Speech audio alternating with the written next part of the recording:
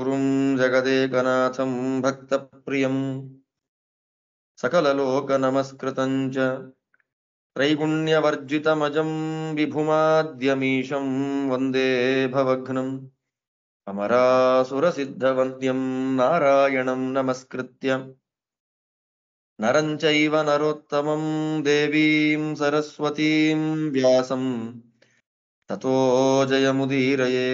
ಹರಿ ಓಂ. ವಿದುರ ಅವನ ಅಣ್ಣನಾದಂತಹ ಧೃತರಾಷ್ಟ್ರನಿಗೆ ಅನೇಕ ತತ್ವಗಳನ್ನು ಉಪದೇಶ ಮಾಡ್ತಾ ಇದ್ದಾನೆ.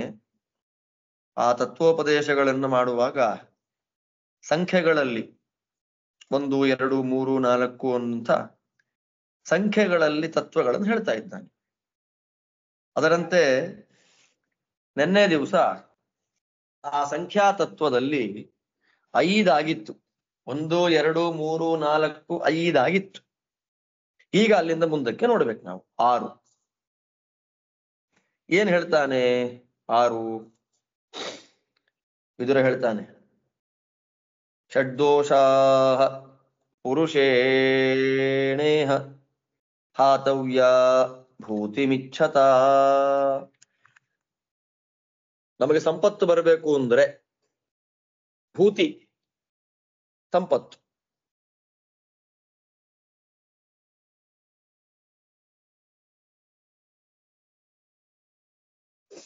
ಸಂಪತ್ತು ಬರಬೇಕು ಅಂದ್ರೆ ಏನ್ ಮಾಡಬೇಕು?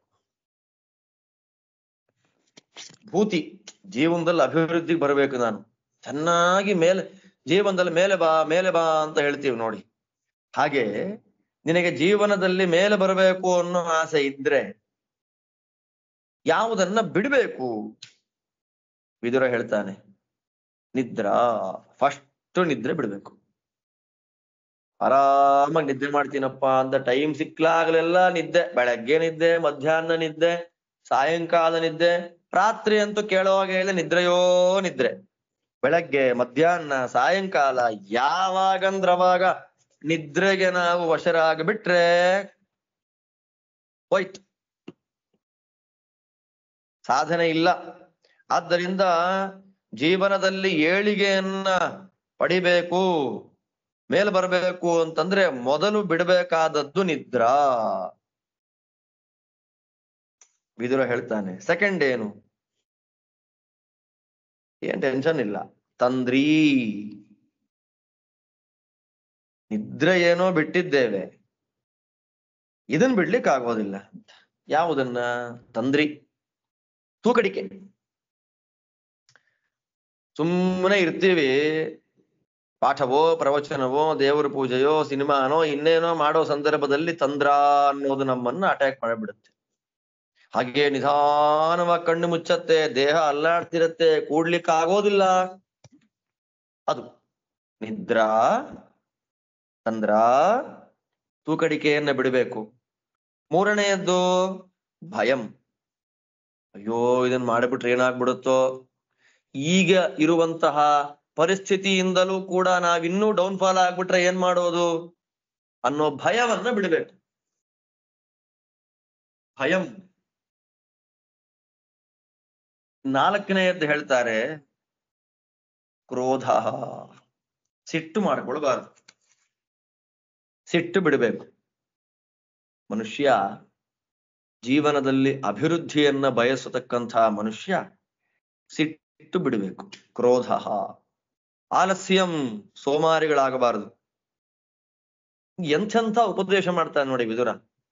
ಆಲಸ್ಯವನ್ನ ಬಿಡ್ಬೇಕಂತೆ, ಆಲಸಿಗಳಾಗಬಾರದು. ಅಯ್ಯ ಹೋಗು, ಯಾರು ಉದ್ಧಾರ ಆಗಿದ್ದಾರೆ ಇದನ್ನೆಲ್ಲ ಮಾಡಿ? ಇದೆಲ್ಲ ನಮ್ಮಲ್ಲಿ ಆಲೋಚನೆಗಳು ತುಂಬಾ ಜನಕ್ಕಿರುತ್ತೆ. ಆಲಸ್ಯಂ. ನೆಕ್ಸ್ಟ್ ಹೇಳ್ತಾನೆ ದೀರ್ಘ ಸೂತ್ರದ. ಅಂದುಕೊಂಡ ಕೆಲಸವನ್ನ ತತ್ಕ್ಷಣಕ್ಕೆ ಮಾಡಿಬಿಡ್ಬೇಕು.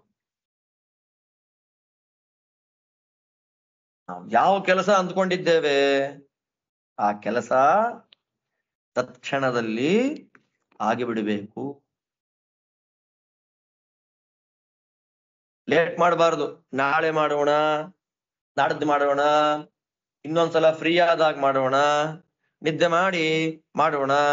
ಇಲ್ಲ, ಅಂದುಕೊಂಡ ಕೆಲಸವನ್ನ ಆದಷ್ಟು ಬೇಗ ಮಾಡಿ ಮುಗಿಸಿ ಬಿಡ್ಬೇಕು.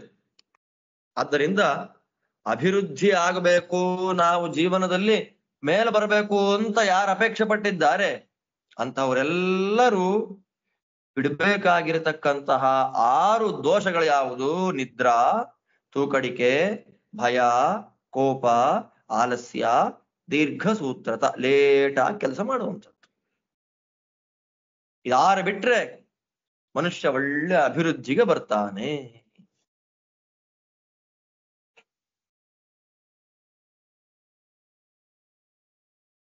ಇದಾದ ಮೇಲೆ ವಿದುರ ನೆಕ್ಸ್ಟ್ ಹೇಳ್ತಾನೆ ನೋಡಿ ಇಲ್ಲಿ.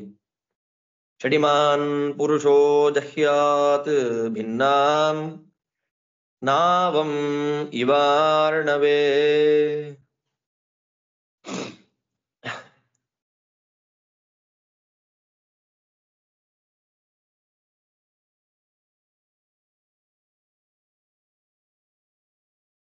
ಆರು ಜನಗಳನ್ನ ಬಿಟ್ಬಿಡ್ಬೇಕಂತೆ ಮನುಷ್ಯ.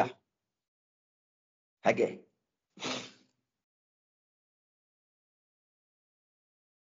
ಯಾರ್ಯಾರವರು? ಅವ್ರನ್ನ ಹೇಗೆ ಬಿಡ್ಬೇಕು? ವಿದುರ ಹೇಳ್ತಾನೆ, ಈಗ ಸಮುದ್ರವನ್ನ ದಾಟಬೇಕು, ನದಿ ದಾಟಬೇಕು. ನದಿ ದಾಟಬೇಕಾದ್ರೆ ಒಳ್ಳೆ ಶಿಪ್ ಇರಬೇಕು, ಬೋಟ್ ಇರಬೇಕು. ಆ ಬೋಟ್ ಏನಾಗಿದೆ? ಒಡೆದು ಹೋಗಿದೆ. ಒಡೆದು ಹೋದ ಬೋಟನ್ನ ಹತ್ತುಕೊಂಡು ನಾವು ಸಮುದ್ರವನ್ನೋ ನದಿಯನ್ನೋ ದಾಟುವಂತಹ ಪ್ರಯತ್ನ ಮಾಡ್ತೇವಾ? ಇದು ಪ್ರಯೋಜನಕ್ಕೆ ಇಲ್ಲ ಅಂತ ಬಿಸಾಕ್ ಬಿಡ್ಬೇಕಂತೆ ಆಚೆ ಕಡೆಗೆ. ಒಡೆದು ಹೋದ ಬೋಟನ್ನ ಹೇಗೆ ಬಿಸಾಡಿ ಹೊಸದಾದ ಚೆನ್ನಾಗಿ ಇರುವ, ಎಲ್ಲಿಯೂ ಹೋಲ್ ಇಲ್ಲದೆ ಇರತಕ್ಕಂತಹ ಭದ್ರವಾದಂತಹ ಬೋಟನ್ನ ಹತ್ತುಕೊಂಡು ಸಮುದ್ರವನ್ನ ದಾಟುವಂತೆ 6 ಜನಗಳನ್ನ ಬಿಟ್ಬಿಡ್ಬೇಕು. ಒಡೆದು ಹೋದ ಹಡಗಿನಂತೆ, ಒಡೆದು ಹೋದ ದೋಣಿಯಂತೆ 6 ಜನಗಳನ್ನ ಬಿಟ್ಬಿಡ್ಬೇಕು. ಯಾರವರು ಅಂತಂದ್ರೆ ಅಪ್ರವಕ್ತ ರಮಾಚಾರ್ಯಂ. ಅವನ ಆಚಾರ್ಯ, ಒಳ್ಳೆ ಶಾಸ್ತ್ರಗಳ ಅಧ್ಯಯನವನ್ನ ಮಾಡಿದ್ದಾನೆ, ಸೂಪರ್ ಆಗಿ ಓದಿದ್ದಾನೆ. ಒಳ್ಳೆ ಓದಿದ್ದಾರ್ರಿ ಅವರು. ಏನ್ ಅಧ್ಯಯನ ಮಾಡಿದ್ದಾರೆ ಅಂತೀರಿ? ತುಂಬಾ ಚೆನ್ನಾಗಿ ಓದಿದ್ದಾರೆ ಅಂತ. ಆದ್ರೆ ಪಾಠನೇ ಮಾಡಲ್ಲ. ಚೆನ್ನಾಗಿ ಓದಿದ್ದಾನೆ, ಏನ್ ಪ್ರಯೋಜನ? ಪಾಠ ಮಾಡ್ತಾ ಇಲ್ಲ. ಯಾರು ಓದಿರುವ ವಿದ್ವಾಂಸ ಪಾಠವನ್ನೇ ಮಾಡಲ್ಲ, ಬಿಟ್ಬಿಡ್ಬೇಕು ಅವನ್ನ. ಏನಯ್ಯ ಶಾಸ್ತ್ರಾಧ್ಯಯನ ಮಾಡಿಯೂ ಸಮಾಜಕ್ಕೆ ಉಪಯೋಗ ಆಗುವಂತಹ ಪಾಠ ಪ್ರವಚನ ನೀನು ಮಾಡ್ತಾ ಇಲ್ಲ, ಆದ್ದರಿಂದ ನಿನ್ನಿಂದ ಸಮಾಜಕ್ಕೆ ಏನು ಉಪಯೋಗ ಇಲ್ಲ ಅಂತ ದೂರ ಓಡಿಸ್ಬಿಡ್ಬೇಕಂತವನ್ನ. ಅವರಿಂದ ಪ್ರಯೋಜನ ಇಲ್ಲ. ಪಾಠ ಮಾಡದ ವಿದ್ವಾಂಸ ಬಿಟ್ಬಿಡ್ಬೇಕು ಅವನ್ನ. ಆಮೇಲೆ ಅನಧೀಯಾನಂ ಋತ್ವಿಜಂ. ಋತ್ವಿಕ್, ಪೌರೋಹಿತ್ಯಾದಿಗಳನ್ನ ಮಾಡ್ಲಿಕ್ಕೆ ಬರತಕ್ಕಂತಹ ವ್ಯಕ್ತಿ, ಅವನ ಅಧ್ಯಯನ ಮಾಡಿ ಪೌರೋಹಿತ್ಯವನ್ನ ಮಾಡ್ತಾ ಇದ್ದಾನೋ, ಅಧ್ಯಯನವನ್ನ ಮಾಡದೆ ಹಾಗೆ ಏನೋ ಅಂತ ಮಾಡ್ತಾ ಇದ್ದಾನೋ ಅಂತಂದ್ರೆ ಅವನ ಅಧ್ಯಯನ ಮಾಡಿದ್ದಾನೆ ಅಂದ್ರೆ ಇಟ್ಕೋಬೇಕು ಅವನ್ನ. ಯಾರು ಸರಿಯಾದ ಕ್ರಮದಲ್ಲಿ ಅಧ್ಯಯನವನ್ನ ಮಾಡಿಲ್ಲ ಋತ್ವಿಜ, ಬಿಟ್ಬಿಡ್ಬೇಕು ಅವನ್ನ.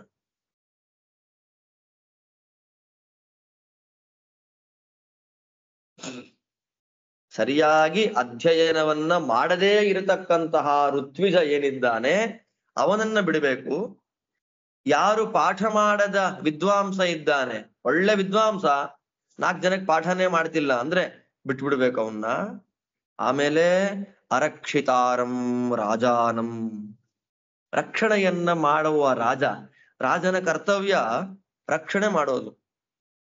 ರಾಜನ ಕೆಲಸವೇ ರಕ್ಷಣೆ. ಆದ್ರೆ ನಮ್ಮ ರಾಜ ರಕ್ಷಣೆಯನ್ನೇ ಮಾಡ್ತಾ ಇಲ್ಲ ಅಂತಂದ್ರೆ ಬಿಟ್ಬಿಡು ಅವನನ್ನ ಅಂತಾನೆ ವಿದುರ. ಯಾವ ರಾಜ ಪ್ರಜೆಗಳನ್ನ ಚೆನ್ನಾಗಿ ರಕ್ಷಣೆ ಮಾಡೋದಿಲ್ಲ, ಆ ರಾಜನಿಂದ ಏನೂ ಪ್ರಯೋಜನವಿಲ್ಲ, ಬಿಟ್ಬಿಡಿ ಅವನನ್ನ. ಅರಕ್ಷಿತಾರಂ ರಾಜಾನಂ. ಇದೆಲ್ಲ ಕೆಲವರು ಒಪ್ಪಲ್ಲ, ಆದ್ರೆ ವಿದುರ ಹೇಳಿಬಿಟ್ಟ. ಭಾರ್ಯಾಂಚ ಅಪ್ರಿಯವಾದಿನಿ. ಅದು ಹೆಣ್ಣು ಮಕ್ಕಳಿಗೆ ಅಂತ ನಾವು ನೋಡ್ಕೊಂಡವಾಗ ಇದೆಲ್ಲ ಬಿಟ್ಬಿಡು ಅಂತಂದ್ರೆ ಬಿಡಕ್ಕಾಗತ್ತಾ? ಇಲ್ಲಿ ಹೇಳ್ತಾರೆ, ವಿದುರ ಹೇಳಿದ್ದಾನೆ, ಅಪ್ರಿಯವಾದಿನೀಂ ಭಾರ್ಯಾಂ ಜಹ್ಯಾತ್. ಯಾವಾಗ್ಲೂ ನೆಗೆಟಿವ್ ಆಗೇ ಮಾತಾಡುವಂತಹ ಹೆಂಡತಿ, ಯಾವಾಗ್ಲೂ ಸಪೋರ್ಟಿವೇ ಇಲ್ಲ ಗಂಡನಿಗೆ, 24 ಗಂಟೆ ನೆಗೆಟಿವ್ ಆಗಿ. ಮತ್ತಿದ್ರ ಮೇಲೆ ಏನಾಚಾರ್ಯ ವಿದುರ ಹೀಗೆ ಹೇಳ್ಬಿಟ್ಟಿದ್ದಾನೆ ಅಂತ ನಂಗೆ ಕೇಳ್ಬೇಡಿ. ಆಮೇಲೆ ವಿದುರ ಹೇಳಿದ ಮಾತನ್ನ ನಾನು ಹೇಳ್ತಾ ಇದ್ದೀನಿ, ನಾನ್ ಜಸ್ಟ್ ಅನುವಾದ ಮಾಡಿ ನಿಮ್ ಮುಂದೆ ಹೇಳ್ತಾ ಇದ್ದೇನೆ ಅಷ್ಟೇ. ಯಾವ ಹೆಂಡತಿ ಗಂಡನಿಗೆ ಪ್ರಿಯವಾಗಿ ಮಾತಾಡೋದಿಲ್ಲ ಅವಳನ್ನ ಬಿಟ್ಬಿಡು ಮಾತು. ಮತ್ತೆ ಗಂಡ ಕರೆಕ್ಟ್ ಆಗಿಲ್ಲ ಅಂತಂದ್ರೆ ಅವಳು ಬಿಡ್ಬೇಕಾ? ಬಿಡ್ಲೇಬೇಕು, ಏನು ಮಾಡ್ಲಿಕ್ಕೆ ಆಗೋದಿಲ್ಲ. ಆಮೇಲೆ ಗ್ರಾಮ ಕಾಮಂಚ ಗೋಪಾಲಂ, ದನ ಮೇಯಿಸುವವನು. ಅವನು ನಾನು ಊರಲ್ಲೇ ವಾಸ ಮಾಡಬೇಕು ಅಂತ ಅಪೇಕ್ಷೆ ಪಡ್ತಾನೆ. ದನಗಳು ಕಾಡಲ್ಲಿರ್ಬೇಕು, ಕಾಡಿನಲ್ಲಿ ಸಿಗುವಂತಹ ಹುಲ್ಲು, ನೀರು, ಒಳ್ಳೆಯ ಎಲೆಗಳು, ಸೊಪ್ಪುಗಳು ಅದೆಲ್ಲವನ್ನ ತಿಂದು ಚೆನ್ನಾಗಿ ಶುಭ್ರವಾದ ಕ್ರಮದಲ್ಲಿ ಸತ್ವಯುತವಾದ ಹಾಲನ್ನ ಕೊಡಬೇಕು ಹಸು. ಅದು ಬಿಟ್ಟು ಅದನ್ನ ನೋಡಿಕೊಳ್ಳುವ ಜವಾಬ್ದಾರಿ ಯಾರ್ದು? ಈ ಗೋಪಾಲಕನದ್ದು. ಆದ್ರೆ ಈ ಗೋಪಾಲಕ ಏನ್ ಮಾಡ್ತಾ ಇದ್ದಾನೆ? ನಾನು ಊರಲ್ಲೇ ವಾಸ ಮಾಡ್ತೀನಿ ಅಂತ ಅಪೇಕ್ಷೆ ಪಡ್ತಾನೆ, ಕಾಡು ಬೇಡ ಅವನಿಗೆ. ಅಂತಹ ಗ್ರಾಮದಲ್ಲಿ ವಾಸ ಮಾಡಬೇಕು ಅಂತ ಅಪೇಕ್ಷೆ ಇಟ್ಟುಕೊಂಡಿರುವಂತಹ ಗೋಪಾಲಕನನ್ನ ಬಿಟ್ಬಿಡ್ಬೇಕು, ಅವನಿಗೆ ಕೆಲಸ ಕೊಡಬಾರ್ದು. ಇದಾಯ್ತು. ಆರನೆಯವನು ಯಾರು ಅಂತಂದ್ರೆ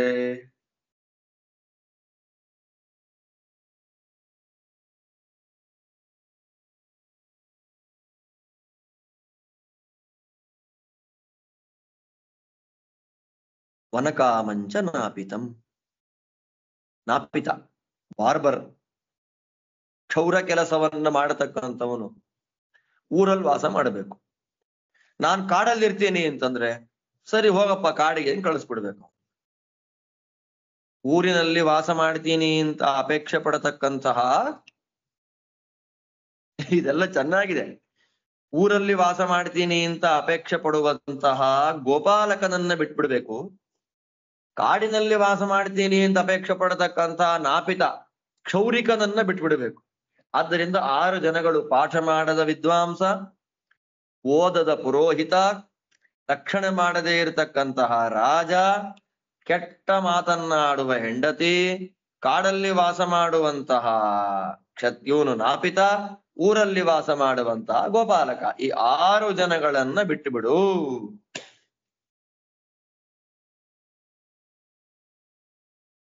ನೆಕ್ಸ್ಟ್ ಹೇಳ್ತಾನೆ ವಿದುರ, ಈ ಆರನ್ನ ಯಾವತ್ತೂ ಬಿಡಬೇಡ.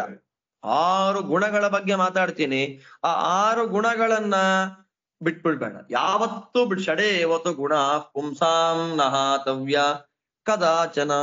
6 ಬಿಡ್ಬೇಕು ಅಂದ್ರು, 6 ಗುಣಗಳನ್ನ ಬಿಡ್ಬೇಕು ಅಂದ್ರು, 6 ತರದ ಜನಗಳನ್ನ ಬಿಡ್ಬೇಕು ಅಂದ್ರು.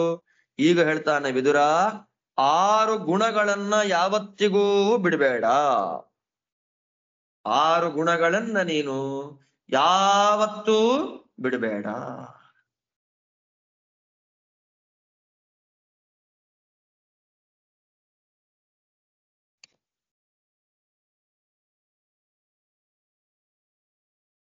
ಯಾವ್ಯಾವುದು ಗುಣಗಳು? ಸತ್ಯಂ, ಸತ್ಯ, ಸತ್ಯ ಎನ್ನುವ ಗುಣ, ಶಾಸ್ತ್ರೋಕ್ತವಾಗಿ ಮಾತಾಡುವಂತಹ ಒಂದು ಗುಣ, ಅದನ್ನ ಬಿಡಬಾರದು ಮನುಷ್ಯ. ದಾನ ಮಾಡುವಂತಹ ಬುದ್ಧಿ, ದಾನ ಮಾಡುವಂತಹ ಬುದ್ಧಿಯನ್ನ ಯಾವತ್ತೂ ಬಿಡಬಾರದು.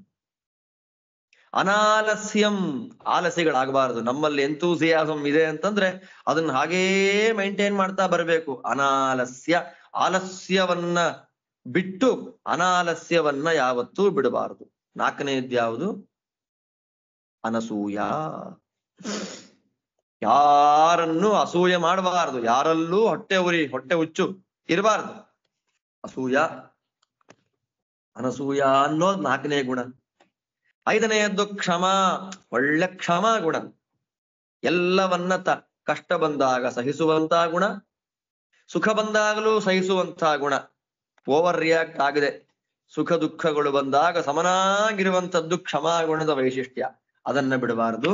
6ನೇಯದ್ದು ಧೃತಿ. ಧೃತಿ ಅಂದ್ರೆ ಧೈರ್ಯ. ಎಷ್ಟೇ ಕಷ್ಟ ಬರಲಿ ಧೈರ್ಯ ಬಿಡಬಾರದು.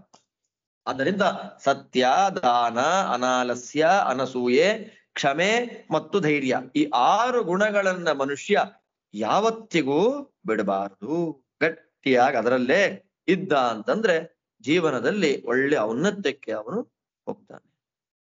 ಆಮೇಲೆ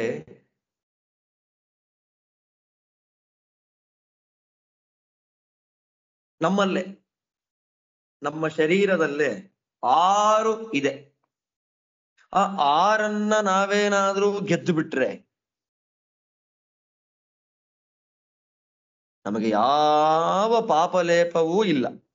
ಷಣ್ಣಾಮಾತ್ಮನಿ ನಿತ್ಯಾನಂ ಐಶ್ವರ್ಯಂ ಯೋಧಿಗಚ್ಚತಿ ಸಪ್ಪ ನಸಪಾಪೈಃ ಕುತೋ ನರ್ಥೈಃ ಯುಜ್ಯತೆ ವಿಜಿತೇಂದ್ರಿಯ. ಕಾಮ ಕ್ರೋಧ ಲೋಭ ಮೋಹ ಮದ ಮಾತ್ಸರ್ಯ, ಈ 6 ನಮ್ಮಲ್ಲೇ ಇರುವಂತಹ ದುರ್ಗುಣಗಳು. ಇದರ ಮೇಲೆ ನಾವು ಕಂಟ್ರೋಲ್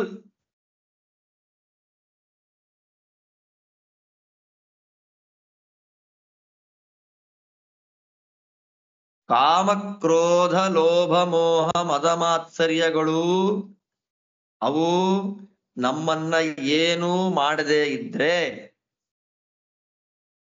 ಅಂದ್ರೆ ಕಾಮಕ್ರೋಧ ಲೋಭ ಮೋಹ ಮದ ಮಾತ್ಸರ್ಯಗಳ ಮೇಲೆ ನಮ್ಮ ಕಂಟ್ರೋಲ್ ಇದ್ರೆ ನಮಗೆ ಯಾವ ಪಾಪನೂ ಇಲ್ಲ. ಅಲ್ಲ, ಪಾಪ ಶುರುವಾಗೋದೇ ಕಾಮಕ್ರೋಧಾದಿಗಳಿಂದ ಅಲ್ವಾ.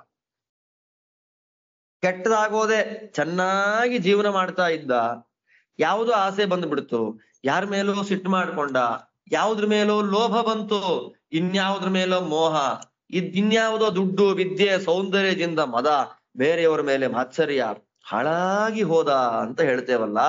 ಆದ್ದರಿಂದ ಕಾಮಕ್ರೋಧಾದಿಗಳ ಮೇಲೆ ನಮ್ಮ ಕಂಟ್ರೋಲ್ ಇದ್ದು ಬಿಟ್ರೆ ನಮಗೆ ಯಾವ ಪಾಪನೂ ಇರಲ್ಲ ಅಂತ ಒಂದರ್ಥ. ಇನ್ನೊಂದರ್ಥ ನಮ್ಮಲ್ಲೇ ಇದೆ ಪಂಚ ಜ್ಞಾನೇಂದ್ರಿಯಗಳು, 6ನೇದ್ದು ಮನಸ್ಸು. ಶ್ರೋತ್ರ ಚಕ್ಷು ಸ್ಪರ್ಶ ರಸನ ಮತ್ತು ಘ್ರಾಣ ನಿಮ್ಗೆಲ್ಲ ಗೊತ್ತಿದೆ, ಪ್ರತ್ಯೇಕವಾಗಿ ಹೇಳ್ಬೇಕಾದಿಲ್ಲ. 6 ಇಂದ್ರಿಯಗಳು ಮನಸ್ಸನ್ನ ಸೇರಿಸಿ. ಈ 6 ಇಂದ್ರಿಯಗಳ ಮೇಲೆ ನಮಗೆ ಕಂಟ್ರೋಲ್ ಅನ್ನೋದು ಬಂದ್ಬಿಟ್ರೆ, ಈ 6 ಇಂದ್ರಿಯಗಳನ್ನ ನಾವು ಗೆದ್ದು ಬಿಟ್ವಿ ಅಂತಂದ್ರೆ ನಮಗೆ ಯಾವ ಪಾಪಲೇಪವೂ ಇಲ್ಲ, ನಮಗೆ ಅನರ್ಥವೂ ಆಗೋದಿಲ್ಲ. ಆದ್ದರಿಂದ ಈ 6ರ ಮೇಲೆ ನಮಗೆ ಅಣ್ಣ ಕಂಟ್ರೋಲ್ ಯಾವಾಗ ನೋಡಿ. ವಿದುರ ಕೆಲವರಿಗೆ ಬೋರ್ ಆಗತ್ತೆ, ಏನಪ್ಪ ಇದು ಹೀಗೆ ಹೇಳ್ತಾ ಇದ್ದಾರಲ್ಲ ಮಹಾಭಾರತ ಅಂತ. ನಿಜವಾದ ಮಹಾಭಾರತ ಇರೋದೇ ಇಲ್ಲಿ, ಈ ವೈಭವದಲ್ಲೇ.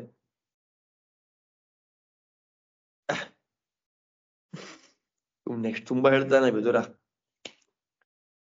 ಷಡಿಮೇ ಷಟ್ಸು ಜೀವಂತಿ ಸಪ್ತಮೋ ನೋಪಪದ್ಯತೆ.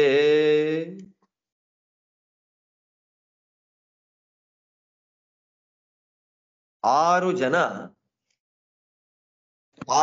ಜನಗಳನ್ನ ಆಶ್ರಯ ಮಾಡಿಕೊಂಡು ಜೀವನ ಮಾಡ್ತಾನೆ. ಇವಾಗ ಹೇಳ್ತಾನೆ ವಿದುರ 6 ಜನ ಯಾರ್ಯಾರು ಅಂತ. ಆ 6 ಮಂದಿ 6 ಜನಗಳನ್ನ ಆಶ್ರಯ ಮಾಡಿಕೊಂಡು ಜೀವನ ಮಾಡ್ತಾರೆ.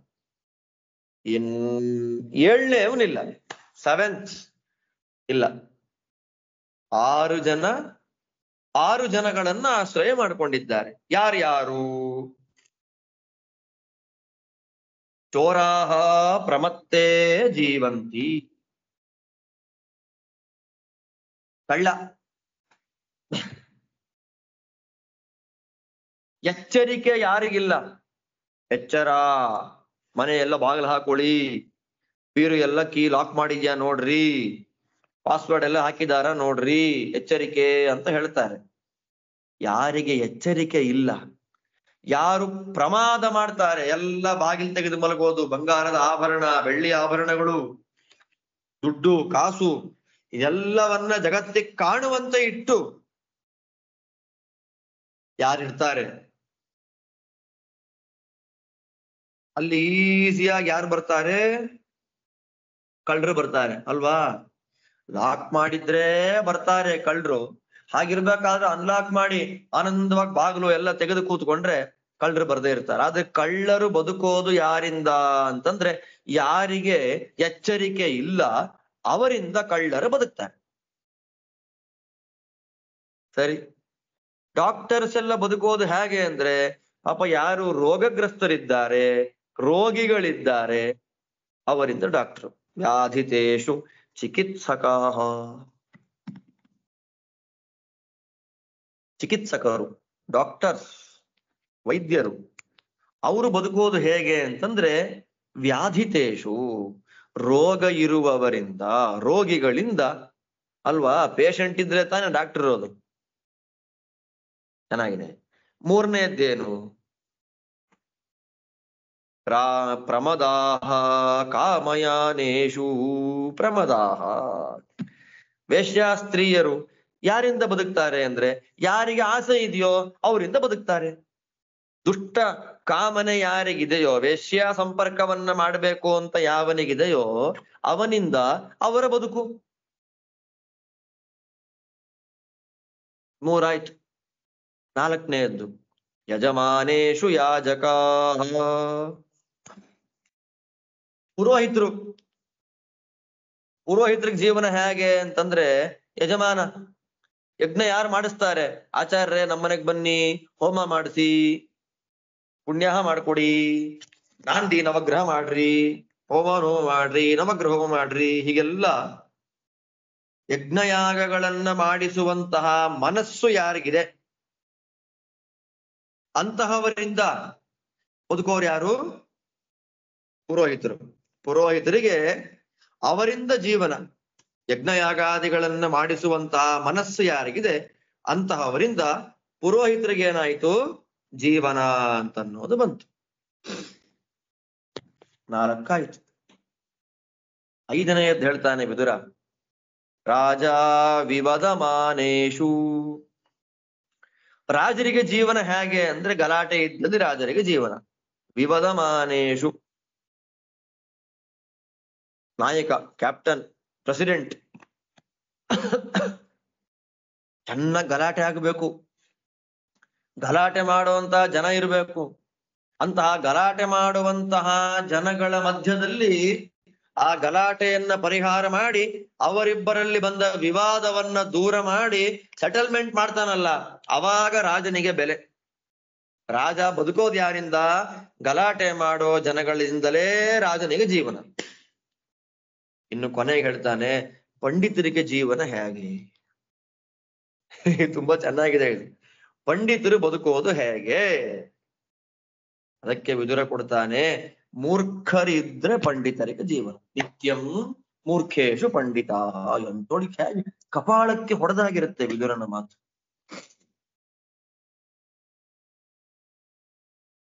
ನಿತ್ಯಂ ಮೂರ್ಖೇಶು ಪಂಡಿತಾ ಅಂತೆ.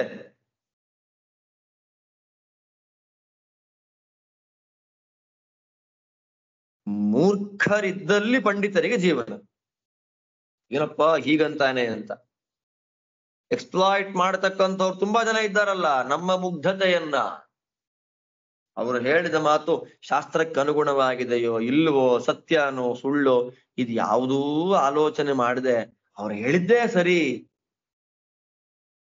ಅನ್ನೋದನ್ನ ನಂಬುವಂತಹ ಮೂರ್ಖರಿರೋ ತನಕ ಪಂಡಿತರ ವೇಷ ಹಾಕೊಂಡವರು ಚೆನ್ನಾಗಿ ಬದುಕ್ತಾರೆ.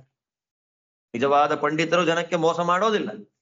ಇರ್ಲಿ, ಈ 6 ಜನಗಳು ಈ 6 ಜನಗಳಿಂದ ಜೀವನ ಮಾಡ್ತಾರೆ. ಎಷ್ಟು ಚೆನ್ನಾಗಿ ಹೇಳ್ತೇನೆ ನೋಡಿ. ಇದೆಲ್ಲ ನಮಗೆ ಸಮಾಜವನ್ನ ನಾವು ಸುಮ್ಮನೆ ನೋಡ್ತಾ ಇದೆಲ್ಲ ತಿಳ್ಕೊಳ್ಬೇಕು.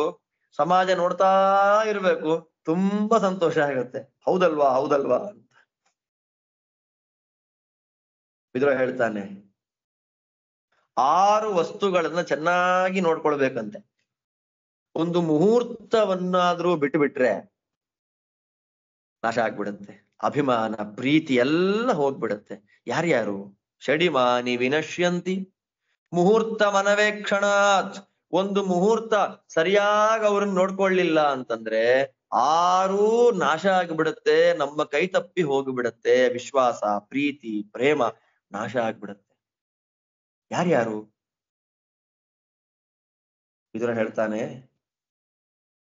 ಗಾವಹ, ಗೋವುಗಳು. ಗೋವುಗಳನ್ನ ಒಂದು ಮುಹೂರ್ತ ನಾವೇನಾದ್ರೂ ಬಿಟ್ಟು ಬಿಟ್ರೆ ಅದೆಲ್ಲ ಹೊರಟೋಗುತ್ತೆ. ಕಾಡಿನಲ್ಲಿ ಎಲ್ಲಿ ಹೋಗುತ್ತೆ ಅಂತ ಗೊತ್ತಿಲ್ಲ. ಅದಾದ್ಮೇಲೆ ಸೇವಾ ಸೇವೆ. ನಮಗೆ ಯಾರು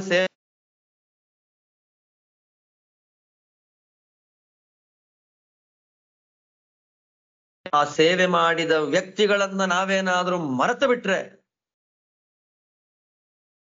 ಚೆನ್ನಾಗಿ ನಮಗ್ ಸೇವೆ ಮಾಡಿದ್ರು, ಸಪೋರ್ಟ್ ಮಾಡಿದ್ರು, ಅವ್ರನ್ನ ನಾವು ಮರೆತು ಬಿಟ್ರೆ ನೆಕ್ಸ್ಟ್ ಏನಾಯ್ತು? ಹೋಯ್ತು, ನಾಶ ಆಯ್ತು ಅಂತ ಅರ್ಥ. ಮರಿಬಾರದು. ಕೃಷಿ ಕಾರ್ಯ. ಅಯ್ಯೋ ಇವತ್ತಿನ್ನು ಬೀಜ ಹಾಕಿದ್ದೇನೆ, ಮುಂದಿನ ವಾರ ನೀರ್ ಹಾಕೋಣ ಅಂತ ಹೋಗೋದಲ್ಲ.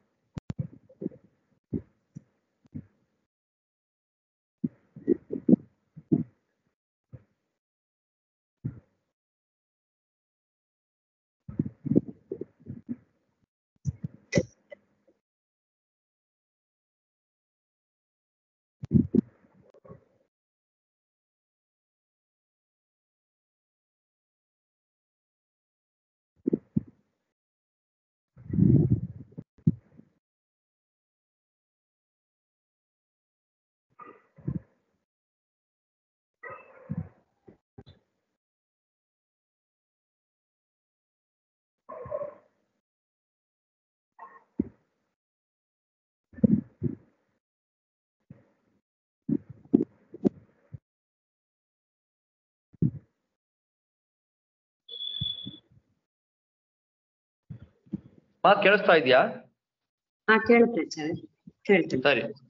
ಸರಿ. ಗೋವುಗಳನ್ನ ಒಂದು ಮುಹೂರ್ತ ಬಿಡಬಾರದು, ಬಿಟ್ರೆ ಅದು ಕೈತಪ್ಪ ಹೋಗ್ಬಿಡುತ್ತೆ ಅಂತಾನೆ ವಿದುರ. ಸೇವೆ ಮಾಡಿದ ವ್ಯಕ್ತಿಗಳನ್ನ ಒಂದು ಮುಹೂರ್ತವೂ ಮರಿಬಾರದು, ಮತ್ತೆ ಅವರು ನಮಗೆ ಸೇವೆ ಮಾಡೋದಿಲ್ಲ. ಕೃಷಿ, ಇವತ್ತು ಬೀಜ ಹಾಕಿ ಮುಂದಿನ ವಾರ ನೀರು ಹಾಕೋದಲ್ಲ, ಅದನ್ನ ಕ್ಷಣಕ್ಕೆ ಚೆನ್ನಾಗಿ ನೋಡ್ತಾ ಇರಬೇಕು. ಆಮೇಲೆ ಭಾರ್ಯ, ಹೆಂಡತಿಯನ್ನ ಸಂತೋಷವಾಗಿ ಮಾತಾಡಿಸ್ಬೇಕು. ಕೋಪ ಮಾಡಿಕೊಂಡು ಸಿಟ್ಟಿಂದ ಗಲಾಟೆ ಮಾಡ್ತಾ ಮಾತಾಡಿಸ್ಬಾರದು.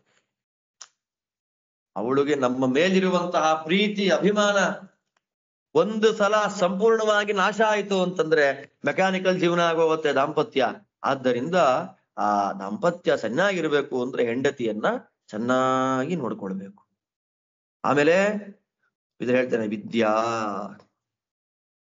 ವಿದ್ಯೆ ಕಷ್ಟಪಟ್ಟು ಸಂಪಾದನೆ ಮಾಡಿರ್ತಾನೆ, ಅಭ್ಯಾಸ ಮಾಡದೆ ಬಿಟ್ಟ ಅದನ್ನ ಅಭ್ಯಾಸ ಮಾಡದೆ ಹಾಳು ಮಾಡಿಕೊಂಡಂತಹ ವಿದ್ಯೆ ಏನಿದೆ, ಒಂದು ಮುಹೂರ್ತವನ್ನಾದ್ರೂ ನೀವು ಚೆನ್ನಾಗಿ ಉಪಯೋಗ ಮಾಡ್ಕೊಳ್ಳಿಲ್ಲ ಅಂದ್ರೆ ಆ ವಿದ್ಯೆ ನಾಶ ಆಯ್ತು ಅಂತಾನೆ ಅರ್ಥ. ಚೆನ್ನಾಗಿ ನೋಡ್ಕೊಳ್ಬೇಕು, ವಿದ್ಯೆಯನ್ನ ಅಭ್ಯಾಸ ಮಾಡಬೇಕು, ನಿತ್ಯದಲ್ಲಿ ಪಾಠ ಮಾಡ್ಬೇಕು, ಪ್ರವಚನ ಇರಬೇಕು. ಅದಿಲ್ಲ ಅಂದ್ರೆ ಎಂಥ ವಿದ್ಯೆ ಆಗ್ಲಿ ಹೊರಟೋಗ್ಬಿಡುತ್ತವನಿಗೆ.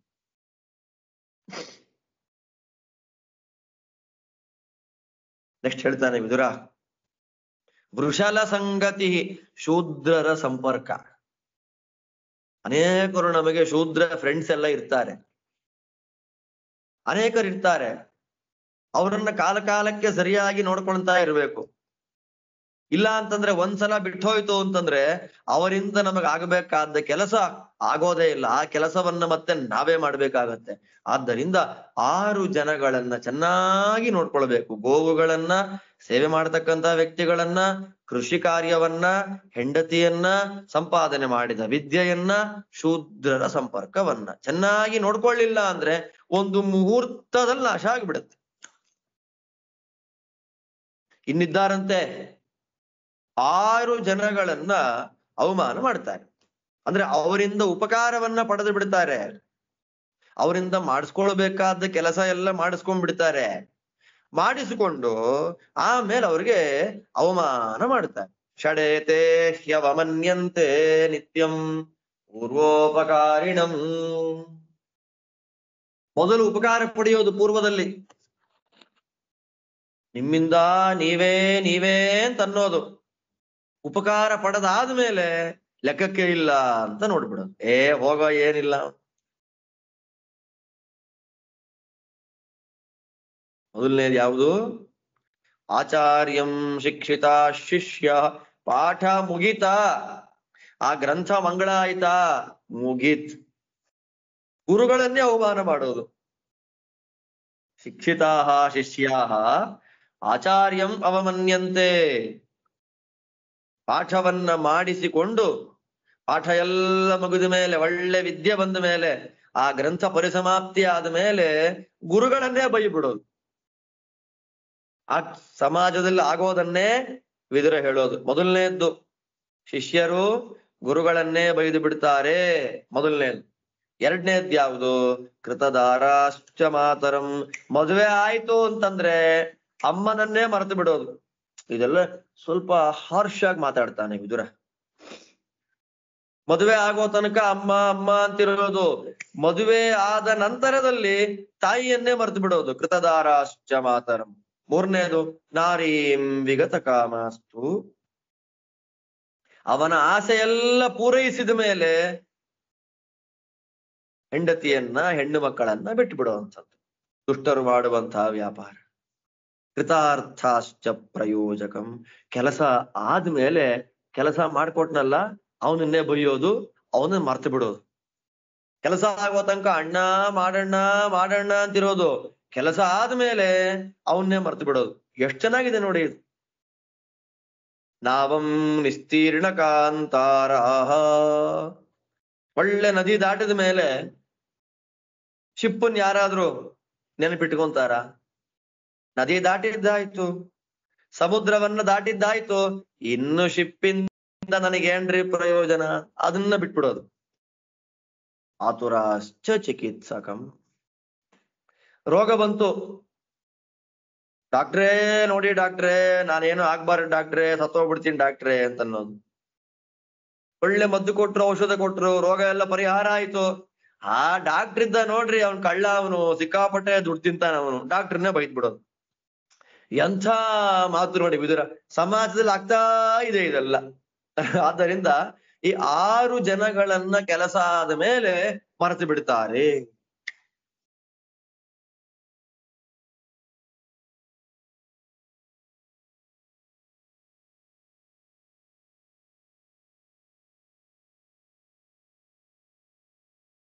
ಮನುಷ್ಯ ಜೀವನದಲ್ಲಿ ಸುಖವಾಗಿ ಬದುಕಬೇಕು, ಸಂತೋಷವಾಗಿ ಬದುಕ್ತಾ ಇದ್ದಾನೆ, ಅವನ ಜೀವನ ಸುಖವಾಗಿದೆ ಅಂತ ಅನ್ಕೊಳ್ಳೋದು ಯಾವಾಗ? ಸುಖವಾದ ಜೀವನ. ಈ 6 ಇದ್ರೆ ಜೀವನ ಸುಖವಾಗಿರುತ್ತಂತೆ. 6 ಆರೋಗ್ಯಂ.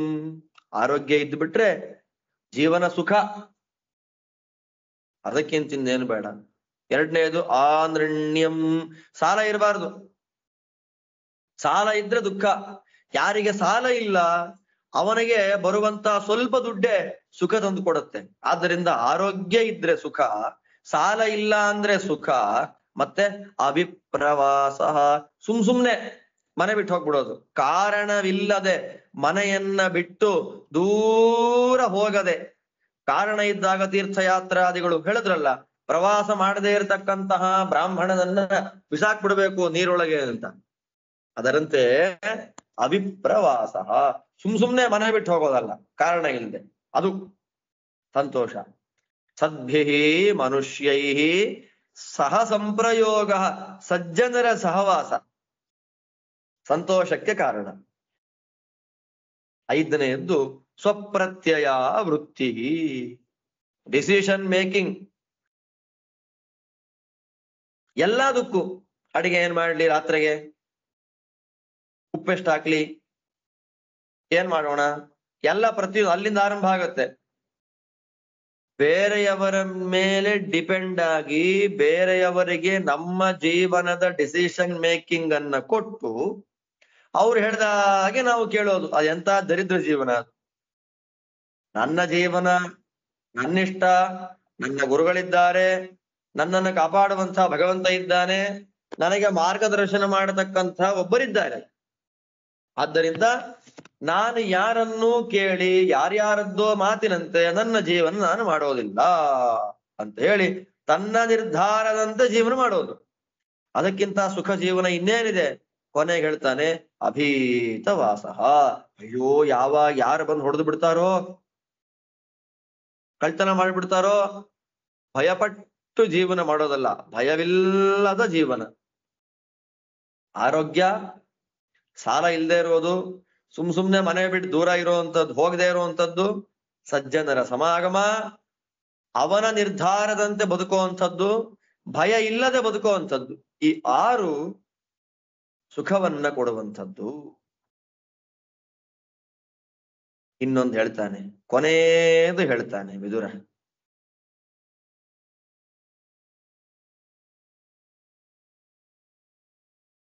ಏನದು ಕೊನೆಯದು? 6ನೇದು ಮುಗೀತೀಗ. ಷಡೇತೆ ನಿತ್ಯ ದುಃಖಿತಾಹ ಅಂತ. ಈಗ ಹೇಳುವಂತಹ ಈ 6 ಜನಗಳಿಗೆ ಪ್ರತಿನಿತ್ಯವೂ ದುಃಖ ಅಂತೆ, ದಿನಾ ದುಃಖ. ಅವರಿಗೆ ದುಃಖ ಇಲ್ಲದೆ ಇರತಕ್ಕಂತಹ ದಿನವೇ ಇಲ್ಲ. ಯಾರ್ಯಾರವರು? ಈರ್ಷ್ಯುಹು, ಹೊಟ್ಟೆ ಉರಿ, ಅಸೂಯೆ. ಎಲ್ಲರ ಮೇಲೆ 24 ಗಂಟೆ ಅಸೂಯೆ ಪಡ್ತಾ ಇರುವಂಥದ್ದು. ಅವನಿಗೆ ನಿತ್ಯ ದುಃಖ, ಸುಖವೇ ಇಲ್ಲ. ಗೊತ್ತು ಹೆಂಗೆ ಅಂತ. ಘೃಣಿ, ಇನ್ನೊಬ್ಬ ಇದ್ದಾನೆ ಪಾಪ, ಮಹಾ ಕರುಣಾಶಾಲಿ. ಅಂದ್ರೆ ಅವನಿಗೆ ಕರುಣೆನೇ ಅವನಿಗೆ ಆಧಾರ. ಕರುಣೆ ಕರುಣೆ ಕರುಣೆ ಕರುಣೆ. ಆ ಕರುಣೆ ತೋರಿಸ್ತಾ ಹೋದ್ರೆ ಮುಗಿದ ಹಾಗೆ ಲೆಕ್ಕ ಅವನಿಗೂ ನಿತ್ಯ ದುಃಖ. ನೆಕ್ಸ್ಟ್ ಹೇಳ್ತಾನೆ ವಿದುರ, ನಸಂತುಷ್ಟ, ತೃಪ್ತಿನೇ ಇಲ್ಲ. ಎಷ್ಟು ಬಂದ್ರೂ ತೃಪ್ತಿ ಇಲ್ಲ, ಅವನಿಗೂ ನಿತ್ಯ ದುಃಖ. ಕ್ರೋಧನಃ, 24 ಗಂಟೆ ಸಿಟ್ಟು. ಇಡೀ ಜೀವನವನ್ನೇ ಸಿಟ್ಟಿಂದ ಕಳೆಯೋನು, ಅವನಿಗೂ ನಿತ್ಯ ದುಃಖ, ಸುಖ ಇಲ್ಲ. ನಿತ್ಯ ಶಂಕಿತ, ಎಲ್ಲರ ಮೇಲೆ ಡೌಟ್, ಯಾವಾಗ್ಲೂ ಡೌಟ್, ಎಲ್ಲಾ ಕಡೆ ಡೌಟ್. ಅದ್ರ ಮೇಲೆ ಡೌಟು, ಇದ್ರ ಮೇಲೆ ಡೌಟು, ಪ್ರತಿಯೊಂದ್ರ ಮೇಲೂ ಡೌಟು ಡೌಟು ಡೌಟು ಅಂತ ಸಾಯ್ತಾ ಇರೋದು. ಅವನಿಗೂ ನಿತ್ಯ ದುಃಖ, ಸುಖವೇ ಇಲ್ಲ ಅವನಿಗೆ. ಕೊನೆಯದಾಗಿ ಹೇಳ್ತಾನೆ ಪರಭಾಗ್ಯೋಪಜೀವೀಚ. ಇನ್ಯಾವೊಂದೋ ಸಂಪತ್ತಿನಿಂದ ಇವನು ಬದುಕ್ತಾ ಇದ್ದಾನೆ. ಇಲ್ಲಿ ಅವನು ಕೊಟ್ರೆ ಇವನು ಬದುಕು, ಅವನು ಬಿಸಾಕ್ಬೇಕು, ಇವನ್ ತಿನ್ಬೇಕು. ಎಂತ ಜೀವನ ರೀ ಅದು? ಅವನು ಕೊಡ್ಲಿಲ್ಲ ಅಂದ್ರೆ ದುಃಖ. ಆದ್ದರಿಂದ ಅಸೂಯೆ ಇರಬಾರ್ದು, ತುಂಬಾ ಕರುಣೆ ಇರಬಾರ್ದು, ಅತೃಪ್ತಿ ಇರಬಾರ್ದು, ಹೆಚ್ಚು ಸಿಟ್ಟಿರಬಾರ್ದು, ಯಾವಾಗಲೂ ಡೌಟ್ ಪಡ್ತಾ ಇರಬಾರ್ದು. ನಮ್ಮ ಜೀವನಕ್ಕೋಸ್ಕರವಾಗಿ ಬೇರೆಯವರನ್ನ ಡಿಪೆಂಡ್ ಮಾಡ್ಕೊಂಡಿರ್ಬಾರ್ದು. ಈ 6 ಇದ್ದು ಬಿಟ್ರೆ ನಿತ್ಯ ದುಃಖ ಇರುತ್ತೆ. ಇದೆಲ್ಲ ಅದ್ಭುತವಾದ ಮಾತುಗಳು ವಿದುರರದ್ದು. ಇಷ್ಟು ಹೇಳಿ 6 ಎನ್ನುವಂತಹ ಸಂಖ್ಯೆಯನ್ನು ಮುಗಿಸ್ತಾನೆ. ಅಲ್ಲಿಂದ ಇನ್ನು ಮುಂದಕ್ಕೆ ವಿದುರ ಸಪ್ತಮ ಸಂಖ್ಯೆಗೆ ಬರ್ತಾನೆ. 6 ಮುಗೀತು. 1 2 3 4 5 6 ಆಯ್ತು. ನೆಕ್ಸ್ಟ್ 7. ಆ 7 ಸಂಖ್ಯೆಗೆ ವಿದುರ ಬರ್ತಾ ಇದ್ದಾನೆ. ಆ 7 ಸಂಖ್ಯೆಯಲ್ಲಿ ಏನ್ ಹೇಳ್ತಾನೆ ಅಂತ ಅನ್ನೋದನ್ನ ಮತ್ತೆ ಸೋಮವಾರ ಅನುಸಂಧಾನ ಮಾಡೋಣ ಅಂತ ಹೇಳ್ತಾ ಇವತ್ತಿನ ಪಾಠವನ್ನ ಇಲ್ಲಿ ಮುಗಿಸ್ತಾ ಇದ್ದೇನೆ. ವಿದುರ ನೀತಿ ತುಂಬಾ ಅದ್ಭುತವಾದ ರೀತಿಯಲ್ಲಿ ನಮಗೆ ತಿಳಿಸಿಕೊಡ್ತಾ ಇದೆ. ಮತ್ತೆ 7 ಸಂಖ್ಯೆಯಿಂದ 10 ತನಕ ಏನ್ ಹೇಳ್ತಾನೆ ವಿದುರ, ಅದನ್ನ ಮತ್ತೆ ಸೋಮವಾರ ಅನುಸಂಧಾನ ಮಾಡೋಣ ಅಂತ ಹೇಳ್ತಾ ಎಲ್ಲರಿಗೂ ಭಗವಂತ ಒಳ್ಳೇದು ಮಾಡ್ಲಿ. ಶ್ರೀಕೃಷ್ಣ ಅರ್ಪಣಮಸ್ತು.